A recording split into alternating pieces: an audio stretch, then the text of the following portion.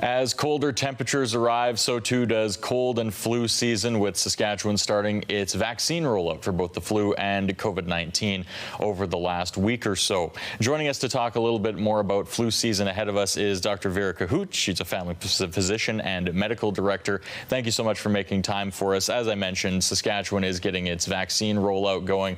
What are some other precautions and that people can take in order to be ready for cold and flu season, like I said, as temperatures really take a nosedive here in Saskatchewan? Absolutely. So please vaccinate.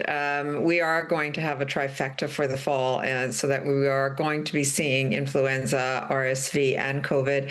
And we are fortunate enough to be able to actually get vaccinated for all three of those. And these are particularly important for all of us, but especially if we are younger and if we are getting older.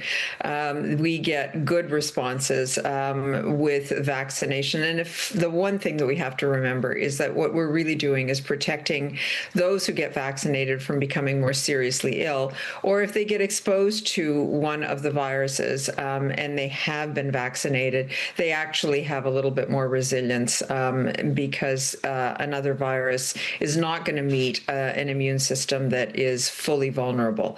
Now, outside of vaccination, please remember that the number one thing that you need to do is wash your hands, keep your hands away from your face. If you're not well, stay at home. Please don't go to work. Nobody wants you there.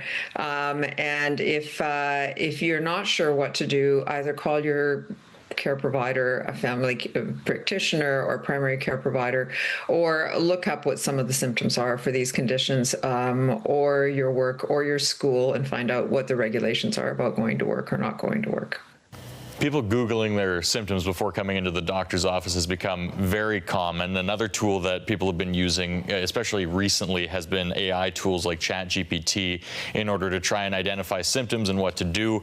What are some of the pros and cons of that, and what should people keep in mind if they are trying to use AI for some of that health advice? So when you're looking at symptom questions about symptoms, symptoms will be quite accurate when you look them up and you Google them. What you're really not wanting to be depending on is when you are Googling your own symptoms. Please understand that what the ChatGPT does is that it's pulling information from a database. It doesn't really know much about you personally.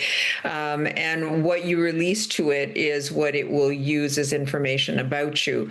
So symptoms are great, but don't look to it for advice about whether to go to school or whether to send your kids to school or whether to go to work. Use your environment for your kids and your work to identify what are the regs for you coming in to work and or when you come back to work when you have been unwell. If you don't have a primary care provider, maybe you are fortunate enough to be able to actually use a walk-in clinic. If nothing else, at least look up symptoms for things like the flu, RSV, and COVID. Look them up on Public Health. There are really good resources there for what those symptoms are.